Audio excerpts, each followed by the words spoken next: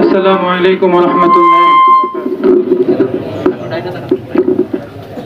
اللهم صل على سيدنا ونبينا وشفيعنا وحبيبنا مولانا محمد صلى الله عليه وعلى آله وسلم।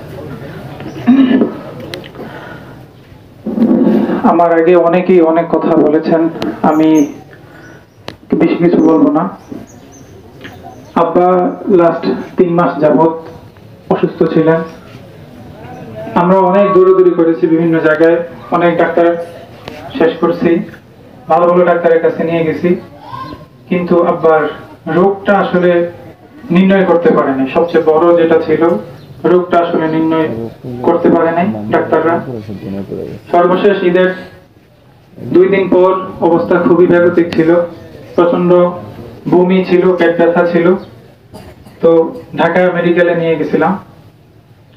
সেখানে যাওয়ার পরে প্রথম 2 দিন একটু ভালো ছিল, আস্তে আস্তে অবস্থা অনেক খারাপ হয়ে গেছে। শেষের দিকে আইসিইউতে নিয়ে যাওয়া হয়েছে লাস্ট গত 2 দিন আগে সন্ধ্যাবেলা।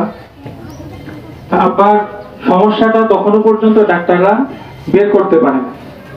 তো শেষ পর্যায়ে আব্বার সম্ভবত ছোট্ট একটা ব্রেন স্ট্রোক হয়েছিল, যার কারণে আব্বার শেষ পর্যায়ে এসে আমাদের কাউকেই চিনে নাই, ঠিকঠাক মতো কথাও বলতে পারে নাই, এবং ওনার পেটের মধ্যে বজ্রগুলো অনেক উঁচু হয়ে গেছিল, পেটটা ফুলে গেছিল। তো কোনো উপায় ছিল না, ডাক্তাররা বলছে যে মুখে নল লাগিয়ে তারপরে এগুলো পরিষ্কার করতে হবে। তো এগুলো পরিষ্কার করার সময় আপনার লাঞ্চে কিছু ময়লা চলে যায়।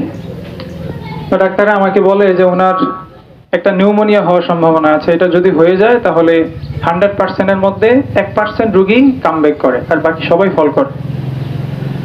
তো আমি তখনই তাওয়াক্কালতু আলাল্লাহ বলে ফেলছি, কারণ যাওয়ার সময় যখন হয় তখন রোগ কোনো বিষয় না।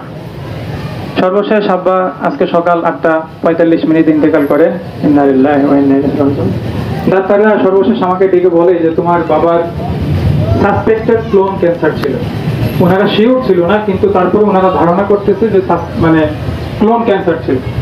তো দেখেন, একজন মানুষ দুনিয়া থেকে চলে গেছে, তারপর ওনার রোগটা নির্ণয় হয়েছে যে উনি এই রোগের রোগী ছিল। আসলে চলে যাবে, এটাই হলো মেইন, রোগ টোগ আসলে কিছুই না। তো হায়াত একেবারেই অল্প, জীবন একটা সংক্ষিপ্ত সময়, সবাইকেই মারা যেতে হবে, এটা একদম নির্ধারিত। প্রত্যেকটা সৃষ্টি মারা যাবে।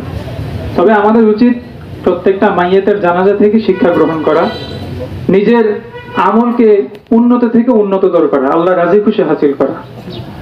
তো আব্বা সরকারি চাকরিজীবী ছিল বিদায় আমরা এই এলাকায় অনেক বছর যাবত বসবাস করেছি, বাজারে অনেক দোকানে আমরা সদাই খেতাম।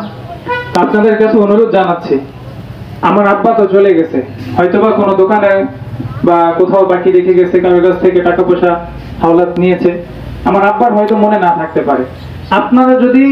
আপনাদের যদি কারো খেয়ালে থাকে যে আমার আব্বা আপনার কাছ থেকে টাকা নিয়েছে, আপনারা টাকা পান, অবশ্যই আমাকে অবগত করবেন, আমাদেরকে অবগত করবেন। আমার ছোট ভাই এখানে আছে, আমার ভগ্নিপতি এখানে আছে, আমাদেরকে অবগত করবেন। ইনশাআল্লাহ আমরা যথাযথ চেষ্টা করব। একটা জিনিস মনে রাখেন, উনি পরকালে চলে যাবে। আপনি যদি টাকা বা অর্থ যাই পান, পাওয়ার পরে যদি আপনি স্বেচ্ছায় আমাকে না জানান, আমাদেরকে না জানান, আমরা কিন্তু সেটা পরিশোধ করতে পারবো না, এবং উনি কিন্তু এই দায় নিয়েই কবরে যাবে। আল্লাহ মাফ করুক। এই জন্য আপনাদের সকলের কাছে অনুরোধ জানাচ্ছি, আপনারা যারা আব্বার কাছ থেকে অর্থনৈতিকভাবে টাকা পয়সা পাবেন, আমাদেরকে অবশ্যই অবগত করবেন, আমরা আপনাদের সকল পাওনা দাওনা পরিশোধ করে দেব ইনশাআল্লাহ। সর্বশেষ আপনাদের কাছে জানাচ্ছি যে অত্র এলাকায় আব্বা ছিল, আপনাদের অনেকের সাথে মুআমালাত মুআশারাত ছিল, উঠা বসা কথাবার্তা ছিল, অনেক দিন যাবত ছিল। খুবই হাস্যোজ্জ্বল মানুষ ছিল, এটা আপনারা সবাই জানেন, খুবই হাস্যোজ্জ্বল মানুষ ছিল। তো আব্বা যদি আপনাদের কারোর সাথে চলাফেরায় উঠা বসায় কারো মনে কষ্ট দিয়ে থাকে, কেউ আঘাত পেয়ে থাকেন, আল্লাহর ওয়াস্তে সবাই আব্বাকে মাফ করে দেবেন। আপনাদের সবার কাছে করজোড়ে অনুরোধ জানাচ্ছি, আমার আব্বা পরকালের যাত্রী হয়ে যাচ্ছে, আমার আব্বাকে সবাই আল্লাহর ওয়াস্তে মাফ করে দেবেন। আল্লাহ তাআলা আমার আব্বাকে মাফ করে দেখ। আচ্ছা, আমরা সবাই কাতারবদ্ধ হয়ে দাঁড়াই, এখন জানাজা শুরু হবে।